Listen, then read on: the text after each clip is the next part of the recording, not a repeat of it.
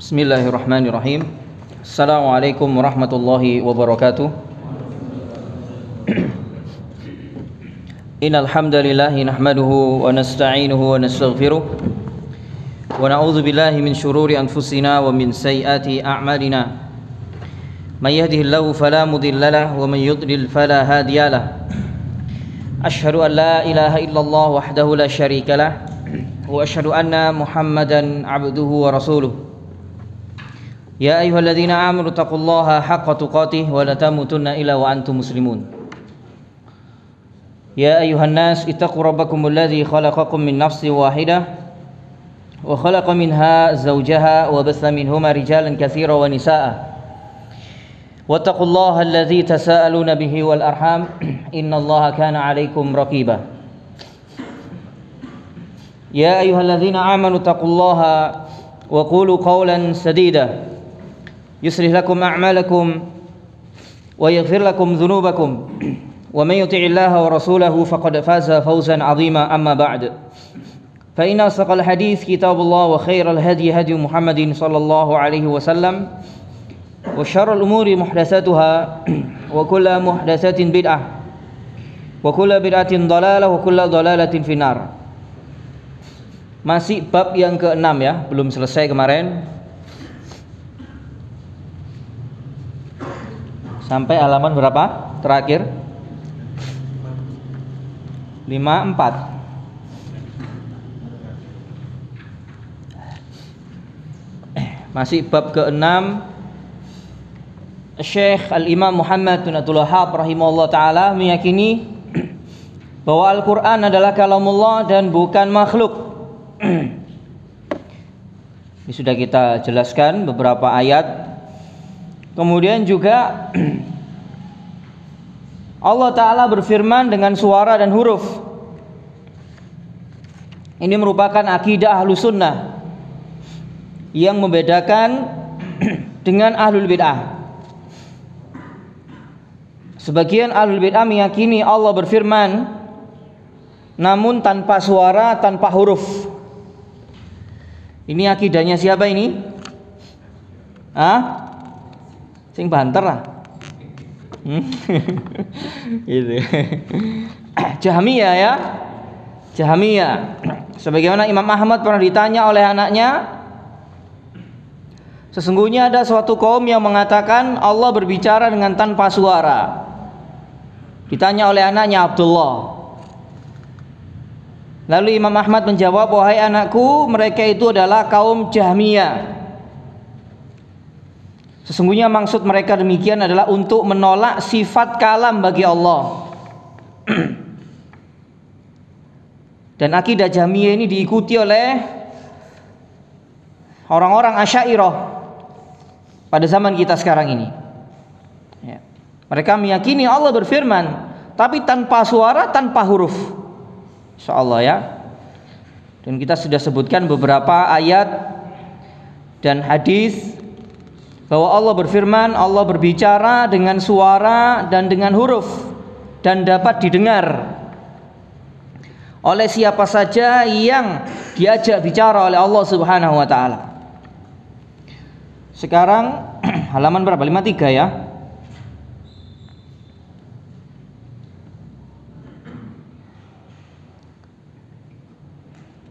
Di antara ayat yang lainnya, halaman 53 surat An-Nisa itu.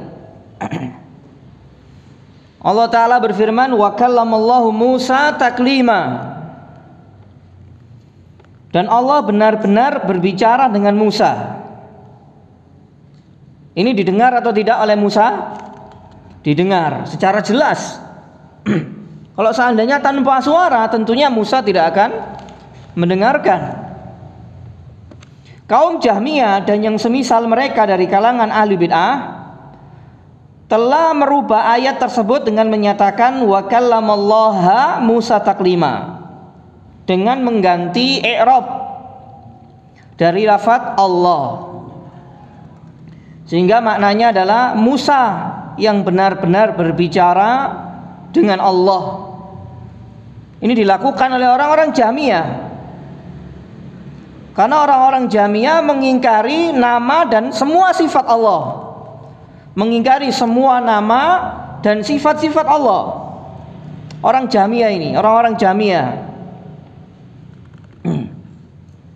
mereka telah memperturutkan hawa nafsu mereka demi mendukung dan membela bid'ah serta kesesatan mereka. Ini orang-orang Jahmiyah ini. Karena mereka meyakini Al-Quran makhluk, bukan kalamullah. Kalau misalkan demikian keyakinan mereka, mereka berani gak ya mengatakan Bismillahirrahmanirrahim ini makhluk? Berani gak ya kira-kira mereka itu? Alhamdulillahirrabbilalamin makhluk, ya. Ar-Rahmanirrahim makhluk. Wa ilahukum ilahu wahid makhluk. Bagaimana hukumnya? Hah? Kafir. Ya, hukumnya kafir. Disebabkan keyakinan dan pernyataan mereka yang kufur dan batil. Orang-orang Jahmiyah ini. Oleh karenanya, para ulama ahlu sunnah telah sepakat menyatakan man qala anna al-Quran makhlukun fahuwa kafirun. Barang siapa yang mengatakan Al-Quran adalah makhluk, maka dia kafir. Maka dia kafir. Ini keyakinan kufur. Keyakinan kufur yang bisa mengeluarkan pelakunya dari Islam. Kenapa demikian? Karena Al-Quran adalah kalamullah, dan kalam Allah merupakan salah satu sifat dari sifat-sifat Allah. Jika Al-Quran dikatakan makhluk, berarti sama saja sifat bicara Allah adalah makhluk. Berarti menyamakan salah satu sifat Allah dengan makhluk. Ini bertentangan dengan firman Allah, laisa kamitslihi syai'. Tidak ada sesuatu pun yang serupa dengannya, baik zatnya, nama-nama dan sifat-sifatnya. Tidak ada yang serupa dengan Allah. Maka ini diantara sebab kafirnya kaum Jahmiyah dan Mu'tazilah tentang masalah Al-Quran. Ini pertentangan yang sangat keras antara Ahlus Sunnah dengan Ahlul Bid'ah. Antara Ahlus Sunnah dan Ahlul Bid'ah. Dan fitnah ini muncul di masa para salaf terdahulu. Di antaranya di masa Imam Ahmad bin Hanbal rahimahullah ta'ala. Muncul fitnah yang begitu besar tentang masalah Al-Quran adalah makhluk. Dan pemimpin saat itu memaksa semua muslimin dan ulama agar mengikuti keyakinan penguasa yang telah dipengaruhi oleh Ahlul Bid'ah, agar meyakini Al-Quran adalah makhluk. Kecuali tinggal seorang diri yang tetap bertahan, Al-Quran kalamullah. Siapa? Imam Ahmad bin Hanbal. Insyaallah. Imam Ahmad bin Hanbal sampai dicambuk, disiksa, dipenjara. Insyaallah. Dan beliau tetap apa? Sabar. Tetap sabar. Padahal penguasanya melakukan apa penguasanya?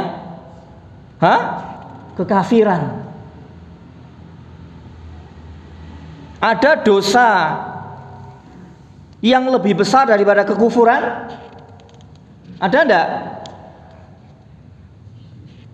Dosa besar yang lebih besar daripada kekufuran yang mengeluarkan pelakunya dari Islam. Ini sepakat seluruh ulama. Siapa yang menyatakan Al-Quran makhluk, maka kafir, keluar dari Islam. Penguasa di zaman Imam Ahmad meyakini Al-Quran makhluk dan memaksa seluruh muslimin agar meyakini seperti apa yang dia yakini. Ada tidak dosa yang melebihi dosa penguasa, dosa besar yang lebih besar daripada apa yang diyakini penguasa di zaman Imam Ahmad? Ada tidak? Tidak ada. Ya, tidak ada.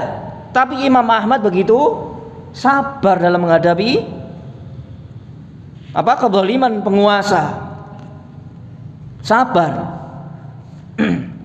Sampai Imam Ahmad pernah didatangi oleh beberapa kawan-kawannya dari ulama, mendatangi Imam Ahmad, mengajak Imam Ahmad untuk melakukan pemberontakan kepada penguasa saat itu. Apa jawaban Imam Ahmad kira-kira? Lewong saiki kira-kira ya apa? Wah, ayo wis ya. Itu gaspol wis ya, gitu ya. Itu. Imam Ahmad tidak. Beliau menjawab, dima'ul muslimin. Dima'ul muslimin. Perhatikan darah muslimin, perhatikan darah muslimin. Berarti beliau menimbang maslahat dan mudaratnya lebih besar.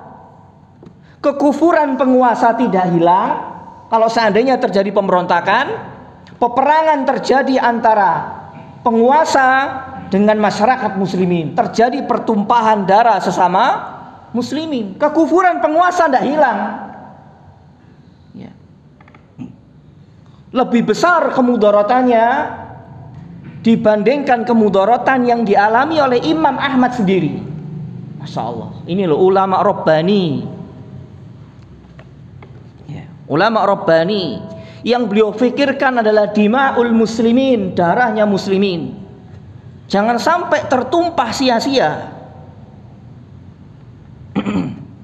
Itu kekufuran saja Imam Ahmad seperti itu kesabarannya. Lalu bagaimana kalau dosanya penguasa di bawah kekufuran? Apa berarti contohnya? Kezaliman.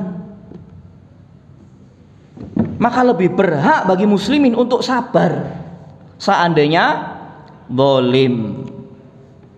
Duduk gini-gini ya. Gitu. Gak benar itu kalau ada orang seperti itu. Itu sejarah yang tidak bisa dihapus, kisah Imam Ahmad bin Hambal, dan merupakan teladan, merupakan seorang imam panutan bagi muslimin. Kejadian apa yang dialami oleh Imam Ahmad bin Hambal. Tidak ada dosa besar yang melebihi dosa kekufuran, tidak ada. Tapi beliau tetap bersabar. Tetap bersabar. Ya, Masya Allah. Demikianlah seharusnya seorang alim, seorang ulama Rabbani. Dia selalu memikirkan muslimin, memikirkan darah muslimin. Meskipun dia sendiri harus mendapatkan kezaliman yang luar biasa dari penguasa saat itu. Masya Allah. Sabar beliau. Sabar. Terus kemudian yang berikutnya, di antara syubhat Mu'tazilah yang mana mereka meyakini Al-Quran makhluk dan bukan kalamullah. Mereka berdalil dengan firman Allah, Allahu khaliqu kulli syai' wa huwa ala kulli syai' wakil. Ini dalil mereka ini. Di sini pentingnya juga bagi ahli ilmu untuk menjelaskan syubhat. Ya, untuk menjelaskan syubhat, kekeliruan pemahaman ahlul bid'ah. Agar kekeliruan itu disingkap oleh orang-orang yang memiliki ilmu dan dijelaskan kepada muslimin, agar muslimin tidak terpengaruh dengan syubhat ahlul bid'ah. Dan pembahasan seperti ini hanya ada pada perkara akidah. Kalau pembahasan yang lainnya tidak ada, dalam masalah fikih, dalam masalah adab, ya, umumnya muslimin tahu. Ya, umumnya muslimin tahu. Tapi kalau syubhat tidak semua orang tahu. Maka kewajiban ahli ilmu membongkar, menyingkap kekeliruan pemahaman ahlul bid'ah. Salah satu contohnya ini. Mereka meyakini Al-Quran makhluk berdalil dengan firman Allah surah Az-Zumar ayat 62. Allah yang menciptakan segala sesuatu dan Dia yang memelihara segala sesuatunya. Lalu orang-orang Jahmiyah, Mu'tazilah mengatakan Al-Quran termasuk sesuatu itu dan masuk kepada keumuman firman-Nya. Jadi ada khaliq sama syai'. Khaliq ini pencipta, syai' segala sesuatu. Al-Quran termasuk syai'. Ini syubhat mereka. Syubhat mereka.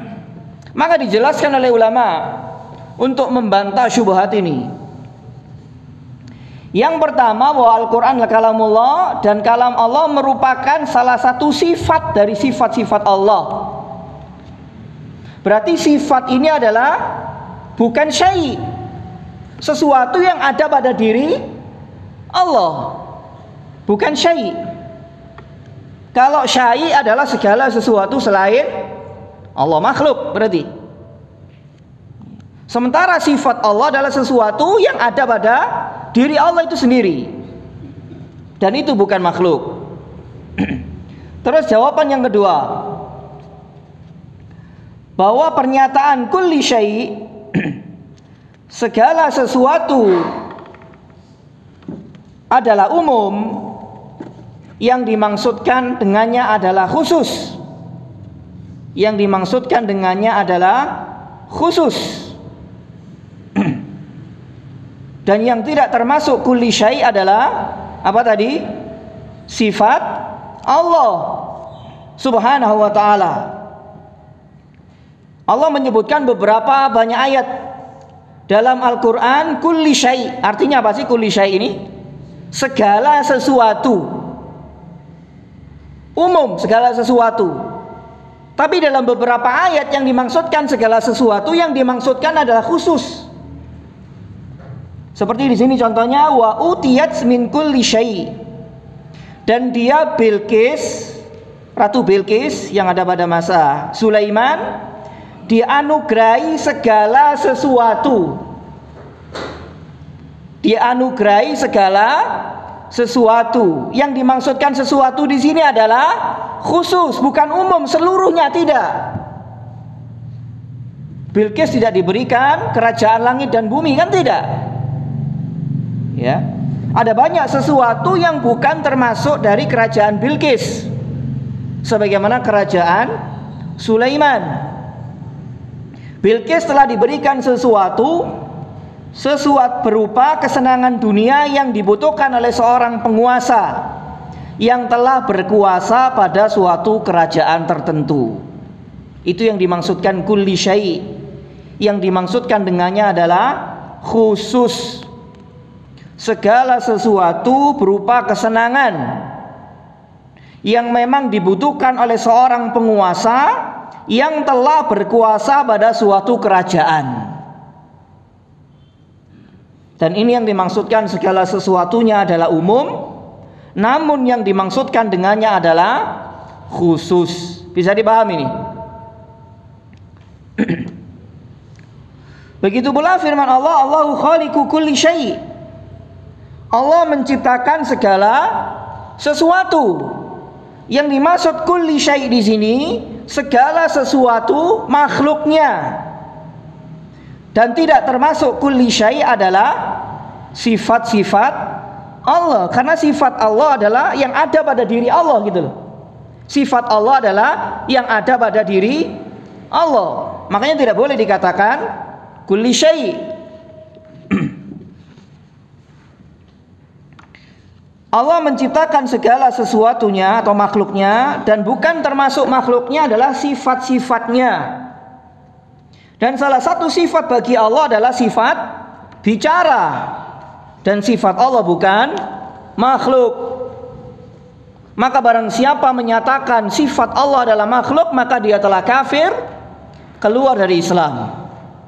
Itu sama saja menyamakan Allah dengan makhluknya. Sama saja menyamakan Allah dengan makhluknya. Kafir hukumnya. Laisa kamitsli syai'. Terus kemudian di sini tentang lafadz Al-Qur'an adalah makhluk.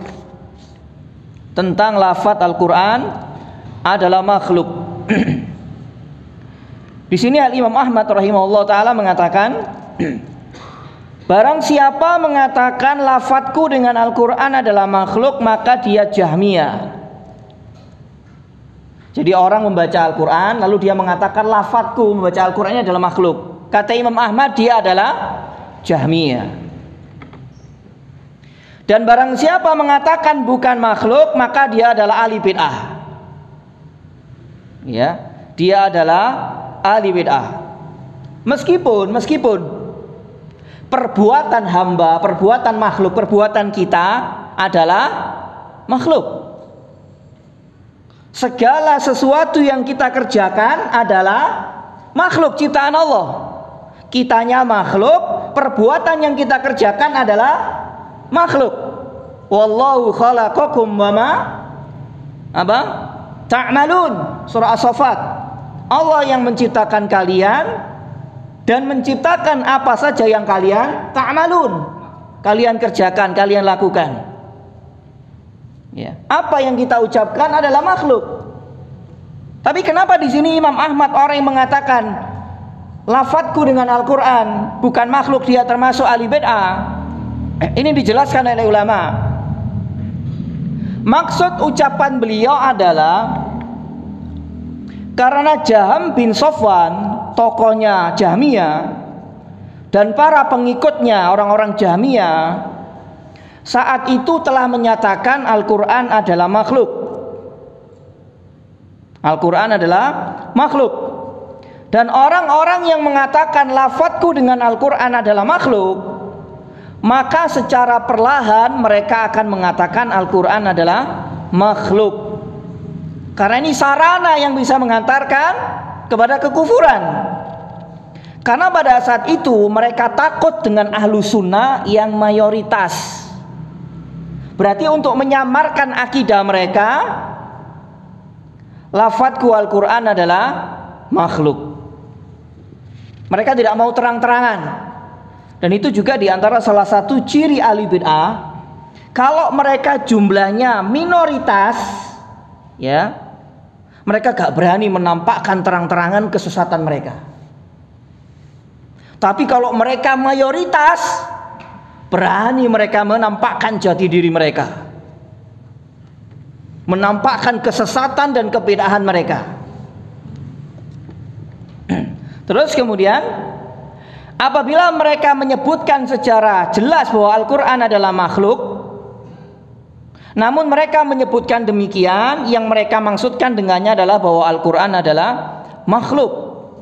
Oleh karena itu Imam Ahmad bin Hanbal menamakan mereka Jahmiyah. Kalau mengatakan bukan makhluk, ahli bid'ah. Ahli bid'ah. Meskipun apa yang diucapkan oleh manusia termasuk apa tadi? Makhluk. Ini saddun dzari'ah, untuk mencegah sarana yang mengantarkan manusia kepada mengatakan nanti Al-Qur'an adalah makhluk. Oleh karenanya beliau juga mengucapkan ucapan lafadzku dengan Al-Qur'an adalah makhluk pada hakikatnya adalah bid'ah, dan wajib bagi orang-orang yang mengikutinya supaya meninggalkannya. Jangan mengucapkan seperti ucapan tersebut, dan jangan pula mengatakan perkataan-perkataan bid'ah yang lainnya. Dan hendaknya dia merasa cukup, seorang ahlu sunnah merasa cukup dengan apa yang diucapkan oleh para imam yang diikuti, para imam yang dijadikan panutan. Salah satunya Imam Ahmad, bahwa Al-Qur'an adalah kalamullah dan bukan makhluk, serta tidak menambahkannya kecuali menyatakan kafir orang yang mengatakan Al-Qur'an adalah makhluk.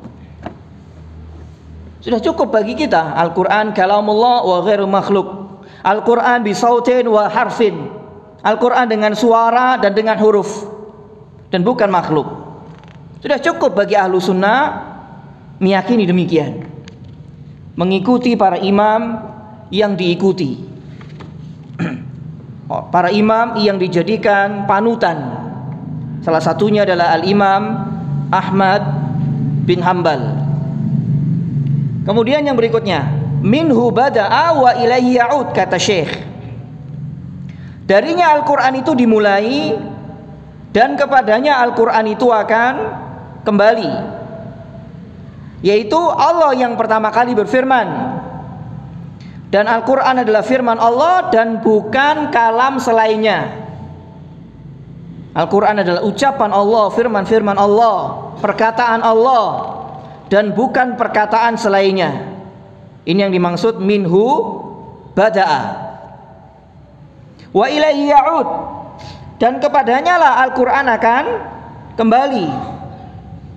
Yang ini telah datang dalam sebuah riwayat, nanti akan datang suatu malam bahwa Al-Quran akan dihilangkan, lalu manusia menjadi tidak ada di hadapan mereka Al-Quran walaupun satu ayat tidak ada di dalam dada-dada mereka, tidak pula dalam lembaran-lembaran mushaf mereka.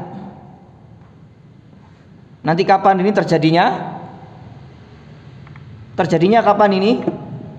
Menjelang hari kiamat. Jadi orang-orang yang hafal Quran dicabut sudah dari dada-dada mereka. Di mushaf Al-Quran sudah tidak ada tulisan firman-firman Allah, karena Allah Ta'ala telah mengangkatnya. Sebagaimana diriwayatkan oleh Al-Imam Tabrani dalam Mu'jamul Kabir dari Abdullah bin Mas'ud, dia berkata, "Wala yunza'anna al-Qur'an min baini adhhurikum." Dan sungguh Al-Quran itu akan dicabut dari hadapan kalian. Masya Allah. Yusra alaihi laylan fayadhabu min ajwafir rijal fala yabqa fil ardi minhu. Akan dilepaskan pada suatu malam, lalu akan hilang dari dada-dada manusia, maka tidaklah tersisa sedikit pun dari Al-Quran di atas muka bumi ini. Hilang nanti. Oleh karena itu jamaah sekalian rahimani wa rahimakumullah, sebelum kejadian ini terjadi, Al-Quran kita masih utuh 30 juz yang ada tulisannya Fatihah sampai An-Nas. Ya hendaknya kita senantiasa memanfaatkannya dengan sebaik-baiknya. Apalagi kita pelajar. Ya, pelajar itu harus aktif dengan membaca Al-Quran. Ya, paling tidak 1 bulan dia hatam 1 juz. Ya, masa gak mampu? Seandainya hati-hati kita bersih, kata Utsman bin Affan, lau taharat qulubuna ma syabi'at minal Quran, kita tidak akan pernah kenyang membaca Al-Quran. Berarti kalau kita jauh dari Al-Quran, jauh dari membaca Al-Quran, nyekelai ora gitu ya, berarti hati kita ini kotor, banyak dosa. Segera bertobat kepada Allah, memohon ampun kepada Allah Subhanahu wa ta'ala. Kemudian dalam lafaz yang lainnya secara marfu dari Nabi SAW, la yusra ala kitabillahi azza wa jalla fi lailatin wala fala yabqa fil ardi minhu ayatun. Dan sungguh pada suatu malam, ada suatu malam yang kitab Allah Ta'ala akan dilepas, dicabut, lalu tidaklah tersisa 1 ayat pun di atas muka bumi ini. Masya Allah. Di sini sahih dikeluarkan oleh Imam Ibnu Majah. Al-Hafidz Ibnu Hajar mengatakan sanadnya qawiyun, kuat. Syalbani menyatakan sahih dalam silsilah hadis sahihah. Ini yang dimaksud wa ilaihi ya'ud. Al-Quran itu akan kembali kepada Allah, akan dihilangkan dari dada-dada manusia para penghafalnya, dan akan dihilangkan dari mushaf Al-Quran. Tidak tersisa 1 ayat pun di atas muka bumi ini Al-Quran. Insyaallah. Kemudian yang berikutnya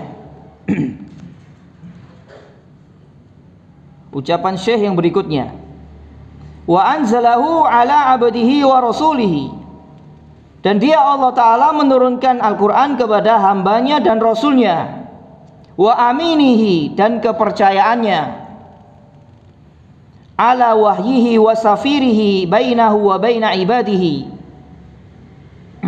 dalam menyampaikan wahyunya dan melalui perantara antara dia dan hambanya Nabi Muhammadin sallallahu alaihi wasallam, Nabi kita Muhammad sallallahu alaihi wasallam. yakni Allah taala menurunkan kitabnya Al-Qur'an kepada hamba sekaligus rasulnya yang mulia melalui perantara malaikat Jibril alaihissalam dengan seizinnya. Jadi Jibril mendengar langsung dari Allah, kemudian Jibril menyampaikan kepada Nabi alaihi salatu wassalam. Qul man kana aduwwan li Jibril, katakan wahai Nabi, barang siapa yang menjadi musuh bagi Jibril, fa innahu nazzalahu ala qalbika biiznillah, sesungguhnya Jibril itu telah menurunkan Al-Qur'an ke dalam hatimu dengan izin Allah, musaddiqan lima baina yadayhi wa huda wa busyra lil mu'minin, yang membenarkan terhadap kitab-kitab yang sebelumnya dan menjadi petunjuk serta berita gembira bagi orang-orang yang beriman. Ini bab yang ke-6, kita telah menyelesaikannya. Sebelum kita lanjutkan, barangkali ada yang didiskusikan, silakan. Yang berkaitan dengan bab, ya. Kalau tidak ada, kita lanjutkan bab yang ke-7.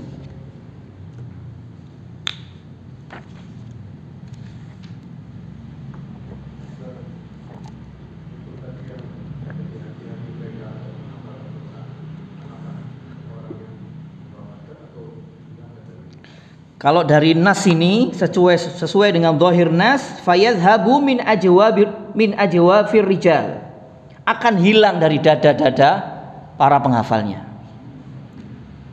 Bukan orangnya meninggal ya, tapi hilang dari dada-dada para penghafalnya. Insyaallah. Ya, semoga kita tidak menjumpai kejadian ini. Ya. Wallahu taala alam bisawab. Tadi kan dijelaskan bahwa siapa yang mengatakan Al-Qur'an itu makhluk maka dia kafir. Yang berhak untuk memvonis kafir itu siapa, Ustaz? Ya. Yang pertama, kita bedakan antara menjelaskan hukum secara syar'i dan menjelaskan orang tertentu yang melakukan pelanggaran kekufuran. Orang tertentu yang melanggar kekufuran.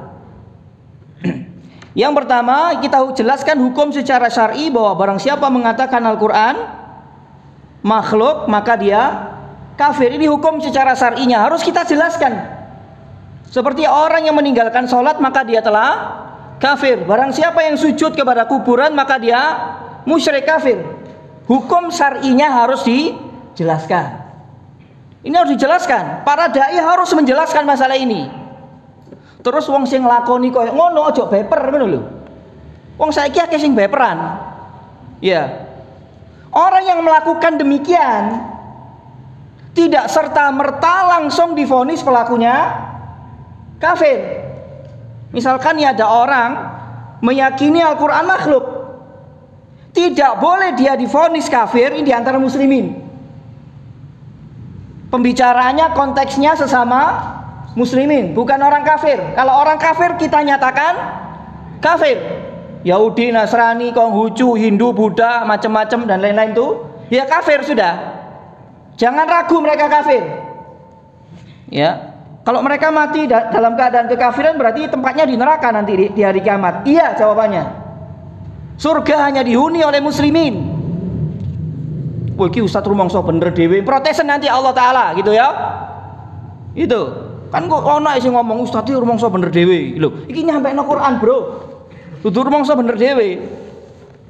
Terus mau dibuang kemana? Inna dina indallahil Islam. Wa may yabtaghi ghairal islami dinan falan yuqbala minhu wa huwa fil akhirati minal khasirin. Barang siapa menganut agama selain Islam, maka dia tidak akan diterima darinya. Dan dia di akhirat termasuk golongan orang-orang apa? Rugi, binasa pasti. Kafir kita katakan kafir. Nah, sekarang kita konteksnya pembicaraan sesama muslimin. Kalau dia ada di antara muslimin yang terang-terangan melakukan kekafiran atau kesyirikan, maka tidak boleh serta-merta langsung divonis pelakunya kafir, kecuali setelah diberitahu, ditegakkan hujjah dan terpenuhi syarat-syarat pengkafiran. Nanti ada babnya tersendiri di pertengahan kitab ini. Siapa yang menyatakan dia vonis kafir? Ahli ilmu. Ahli ilmu. Orang yang memiliki ilmu. Dia jelas-jelas melakukan kekafiran dan terpenuhi syarat-syaratnya. Halaman berapa ini ya? Sedikit kita singgung ini ya. Halaman berapa itu? 217.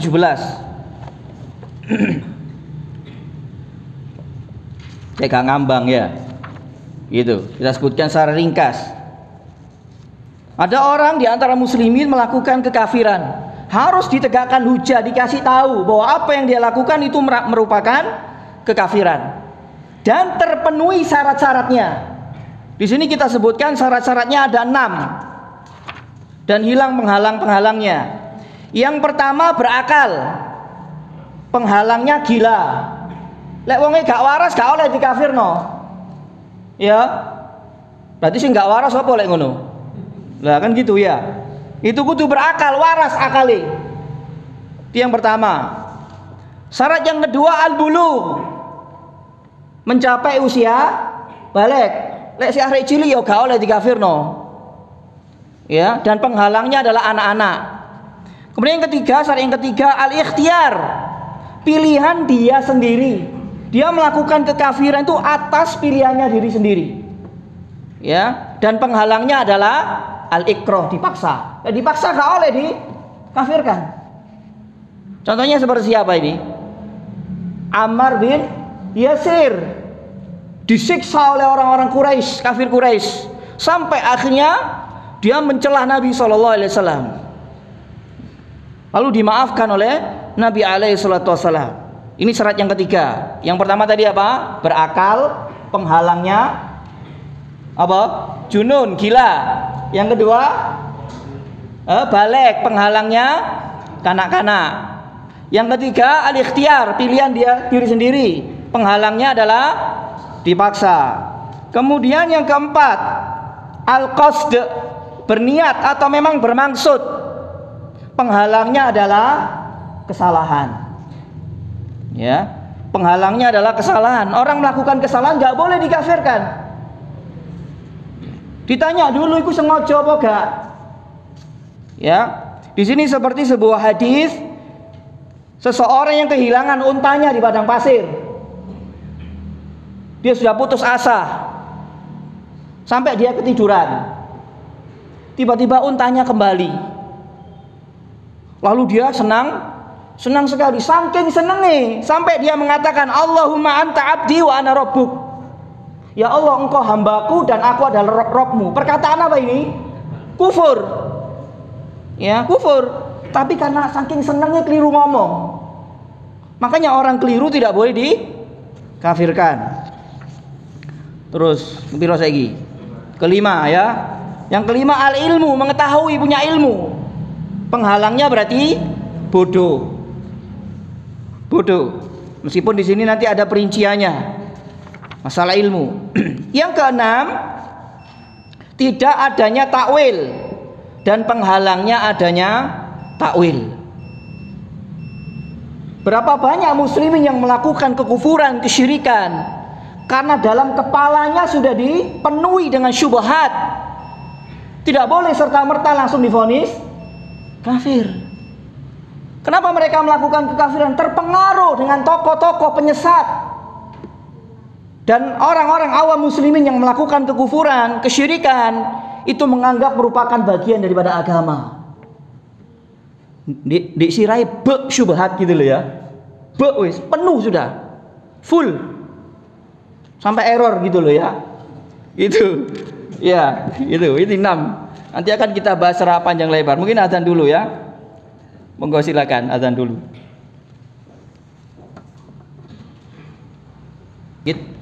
Bismillahirrahmanirrahim. Alhamdulillahirabbil alamin wassalatu wassalamu ala asrofil anbiya'il mursalin nabiyina Muhammadin wa ala alihi wa ashabihi wa man tabi'ahum bi ihsanin ila yaumiddin. Ini bisa dibuka halaman 233. Ini kita nyambung pertanyaan tadi ya. Kita nyambung pertanyaan tadi.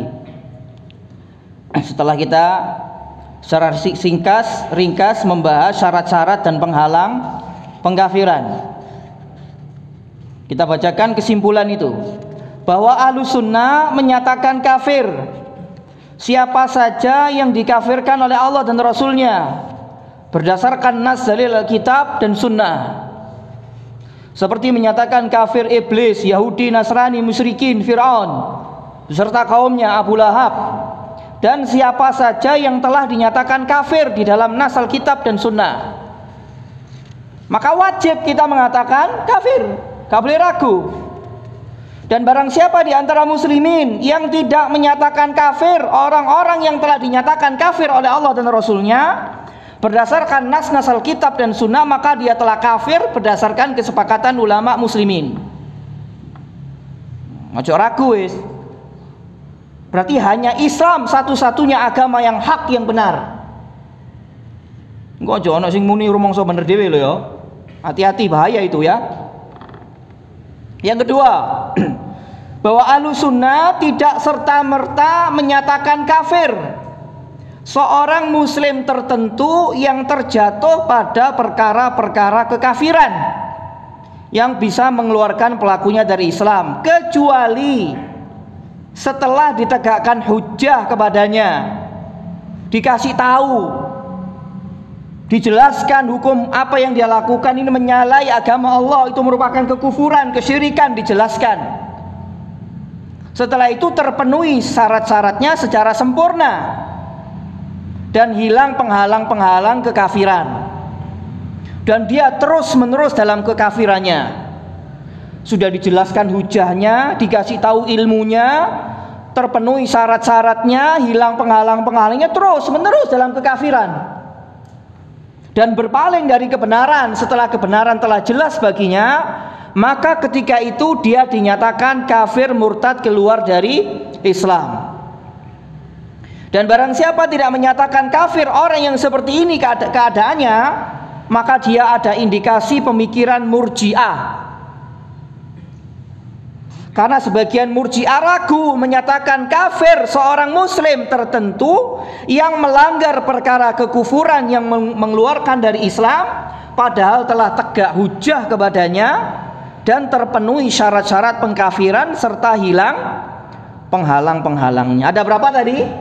Ada 6. Ya. Yang nggak punya kitabnya bisa dicatat tadi ya. Eman-eman gak dicatat ya, ilmu itu. Ya. Yang ketiga, bahwa Ahlussunnah tentang hukum-hukum agama yang menjelaskan tentang kafirnya suatu perbuatan atau ucapan atau keyakinan secara umum berdasarkan nas dalil Alkitab dan Sunnah, hal itu bukan berarti orang yang melakukan kekafiran tersebut di antara muslimin langsung divonis kafir. Gak boleh. Apalagi sampai dinyatakan neraka, gak boleh iki wong bahlul. Ya gak boleh memvonis orang tertentu dengan surga dan neraka, itu gak boleh. Ini hak mutlak Allah Subhanahu wa taala. Ya. Sehingga orang yang melakukan kekafiran tersebut terpenuhi syarat-syarat pengkafiran dan hilangnya penghalang-penghalangnya. Jadi hukum-hukum syariat jelas kan, kafir syirik jelas kan, tidak ada masalah.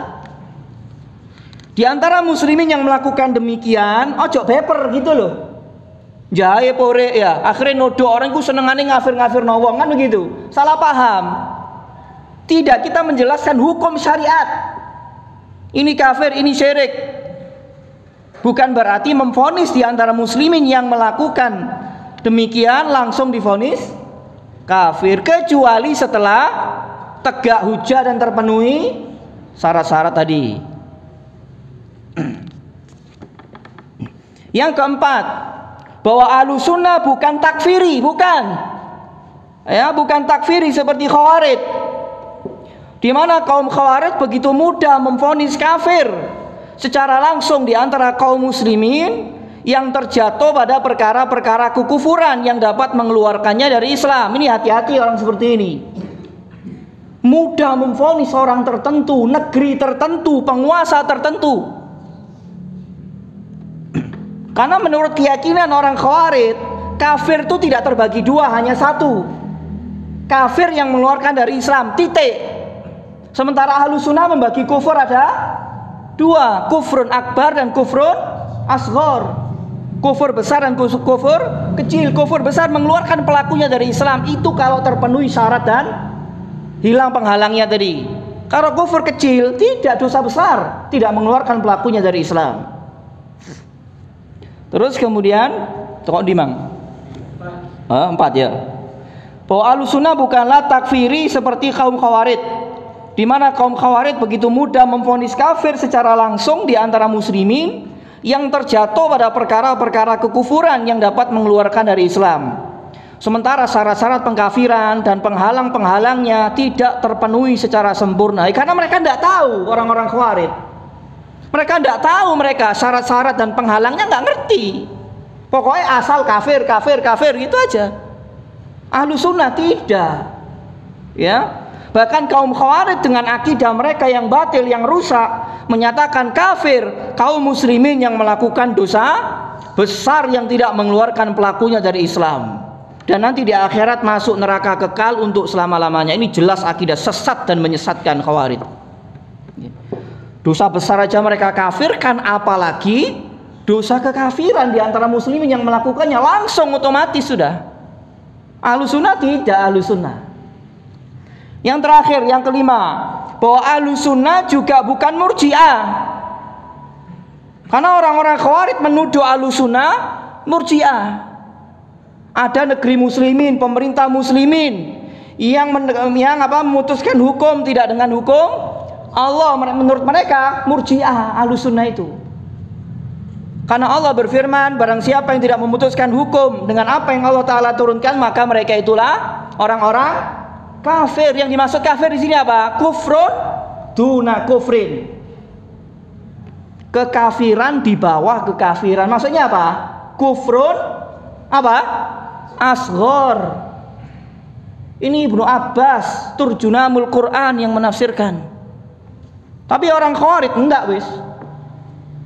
Pemerintah atau suatu negeri yang tidak berhukum dengan hukum Allah, kafir mutlak, keluar dari Islam. Maka otomatis negeri itu, pemerintah itu menjadi pemerintah kafir tauhid. Nah, kan ngono ah, ngawur iki ya. Bahlul. Itu. Kon sinau, kon baca kitab ini cek ngerti. Aku yakin gak ngerti mereka syarat-syaratnya, yakin aku gak ngerti. Ya, yakin aku. Syukur ya mengkafirkan orang gitu ya. Ahlus Sunnah juga bukan Murji'ah, di mana kaum Murji'ah menyatakan perbuatan kufur tidak mengeluarkan seorang muslim dari Islam selama hatinya tetap beriman. Ini juga rusak juga ini. Sing penting wong atine api. Masa ngomong kufur, sujud nang berhala enggak apa-apa, sing penting atine api. Iki juga rusak juga ini. Ya, suara karu-karuan iki ya tambahan. Ini Jahmiyah. Ghulatul Murji'ah ini, Jahmiyah. Terus sebentar ya, terakhir. Mereka juga menyatakan orang Murji'ah bahwa iman itu hanya mengenal Allah dengan hati. Maka tidak ada kekufuran sama sekali kecuali seseorang yang tidak mengenal Rabb-nya dengan hatinya. Selama orang hatinya itu mengenal Allah, maka dia Islam. Ini Murji'ah. Berarti iblis itu duduk kafir. Iblis mengenal tidak Allah? Mengenal. Makanya salah satu tokoh mereka, Ibnu Arabi, menulis buku Imanu Iblis atau Imanu Fir'aun, keimanan Fir'aun dan keimanan iblis. Jadi salah satu tokohnya Ibnu Arabi. Terus ini adalah akidah yang sangat nampak sekali kebatilannya dan kerusakannya. Wallahu taala alam bisawab. Nanti kita ulang lagi ini ya, insyaallah taala. Maka diteko terus ya, istiqomah itu ya. Aja bolak-balik kamel buai. Wallahu taala alam bisawab. Kurang lebihnya saya mohon maaf. Kita akhiri dengan doa kafaratul majelis. Subhanakallahumma wa bihamdika asyhadu an la ilaha illa anta astaghfiruka wa atubu ilaik. Assalamualaikum warahmatullahi wabarakatuh.